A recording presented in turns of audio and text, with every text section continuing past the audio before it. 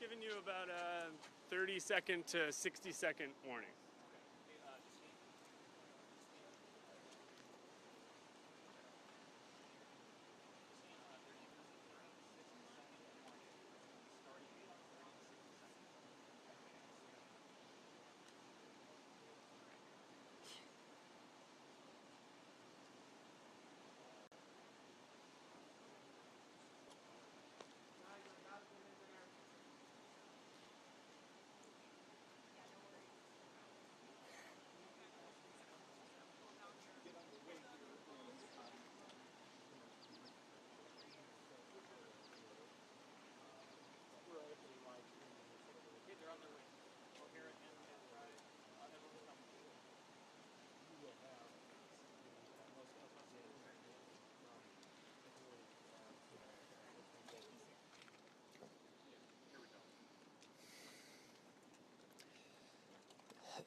There are no words that can capture the horror and the evil of this unspeakable act. Children are dead. There are families that have a deceased child. You cannot put into words the gravity, the tragedy, or the absolute pain of this situation. We are a Minneapolis family. But to everybody out there, do not think of these as just somebody else's kids. Those families are suffering immense pain right now. Think of this as if it were your own. Every one of us needs to be wrapping our arms around these families, giving them every ounce that we can muster. These were Minneapolis families. These were American families. And the amount of pain that they are suffering right now is extraordinary. And don't just say this is about thoughts and prayers right now. These kids were literally praying. It was the first week of school. They were in a church. These are kids that should be learning with their friends. They should be playing on the playground. They should be able to go to school or church in peace without the fear or risk of violence, and their parents should have the same kind of assurance.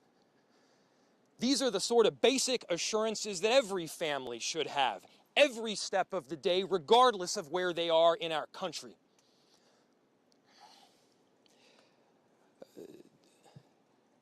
I'm so deeply saddened, and I'm so sorry to the families that I know are suffering right now. My ask is to everyone, stand by them. Love them. These families have forever been changed, and we've all been changed with them. We need to do everything possible to support them through this time. We have a family resource center that has been set up. I'm grateful for all of the law enforcement agencies from a number of different jurisdictions, all the different departmental support that we've received. They're going to be working tirelessly. There's also a family resource center that is being set up as we speak to make sure that we're there for everybody. Again, to the families that are suffering, to those that have experienced loss, I'm so deeply sorry. We're going to be with you every step of the way. We love you. This kind of act of evil should never happen, and it happens far too often. The chief will provide additional details. My name is Brian O'Hara, B-R-I-A-N-O''H-A-R-A. I am the Minneapolis Police Chief. Earlier today, just before 8:30 a.m., our city experienced an unthinkable tragedy. Minneapolis police officers responded to a report of a shooting at a mass that was happening at the Annunciation Roman Catholic Church on the block behind me. This worship service was marking the first week of school for children that are attending the Annunciation Catholic School. During the mass, a gunman approached on the outside on the side of the building and began firing a rifle through the church windows towards the children sitting in the pews at the Mass. Shooting through the windows, he struck children and worshipers that were inside the building. The shooter was armed with a rifle, a shotgun, and a pistol. This was a deliberate act of violence against innocent children and other people worshiping. The sheer cruelty and cowardice of firing into a church full of children is absolutely incomprehensible. Police officers from the Minneapolis Police Department immediately responded, entered the church, and attempted to provide first aid and rescue some of the children that were hiding throughout the building, while other first responders came and EMS responded to rush victims to nearby hospitals.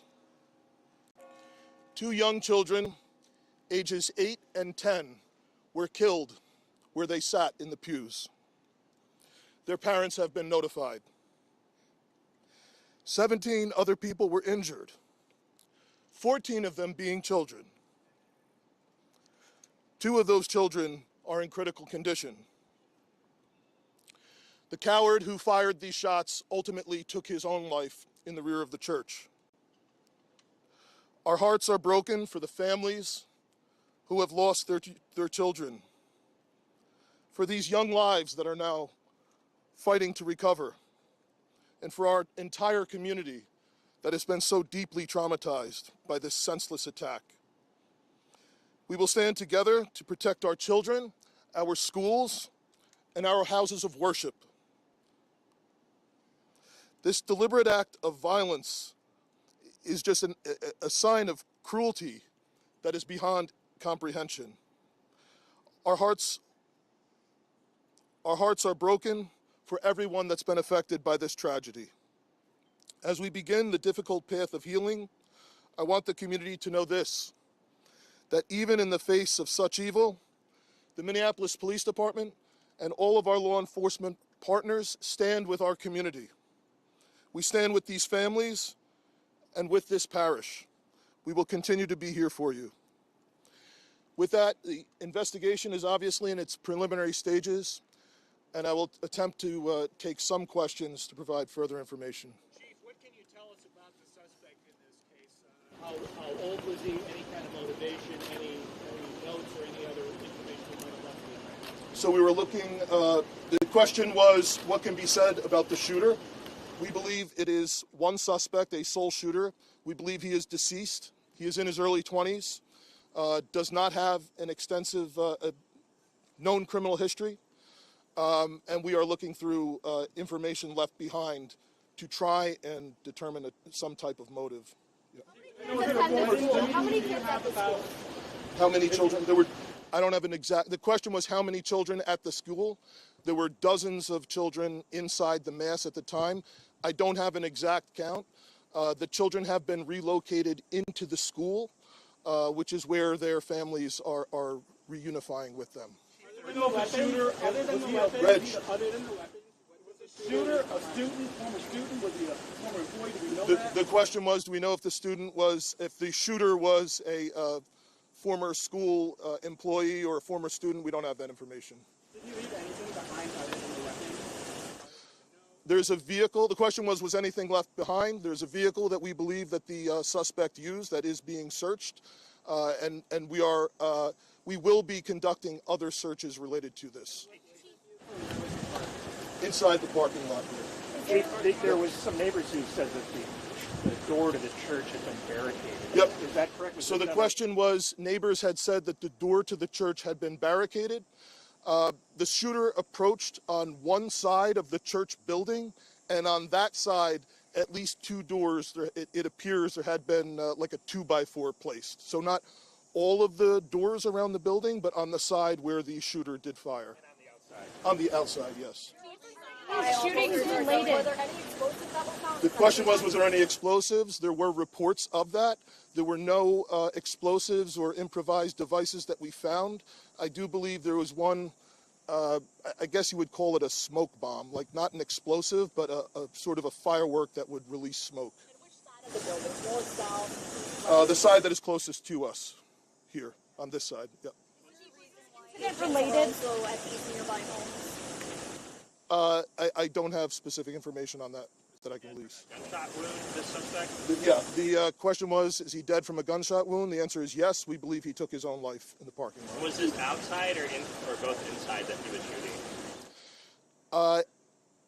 The question was he shooting outside and inside? He was absolutely shooting outside of the building on the side of the church, inside through the windows.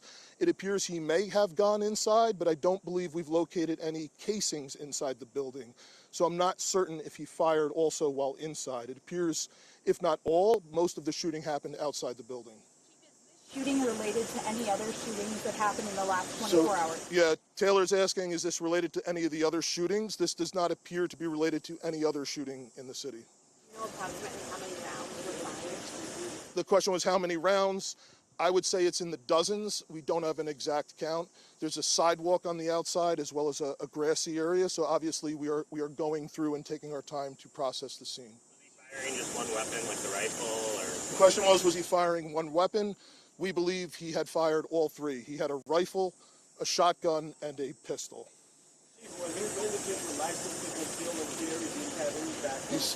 Were the weapons, was he lawfully carrying the weapons? I don't have that information. And I don't have any information on any significant criminal history either. Was he dressed at all in any tactical type of gear or anything? It appeared he had some black clothing on, his cargo type pants. I guess you could interpret that as, however you like. All right, ladies and gentlemen, thank you for helping us to get the information out today. We have a lot No more work questions? that needs to be done. We will return back later today to provide more details as they become available, and we'll let you know how you can know about that in the moments to come. Thank you. How can the public help? Great.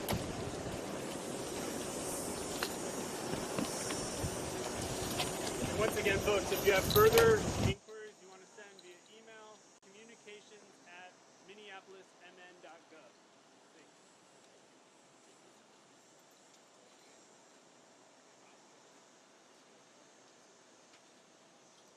Hey, Mayor, did you tell your governor to about the fucking rhetoric against this public discourse?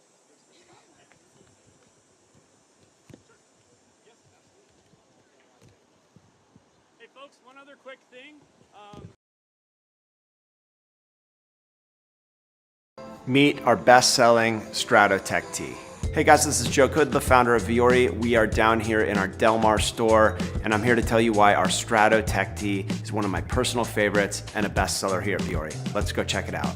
Like all things at Viore, the magic of the Strato is its insanely comfortable fabric. And the range of this tee is off the charts. I wear it to the gym, to the office, on the weekends. I'm wearing it right now. This tee goes everywhere with me.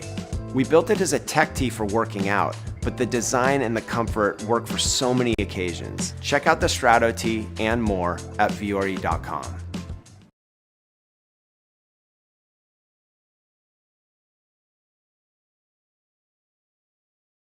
Need better sleep? We can help. It's Mattress Firm's best sale of the year. Upgrade now to a queen mattress and adjustable base for just $399.99. Mattress Firm, we make sleep easy.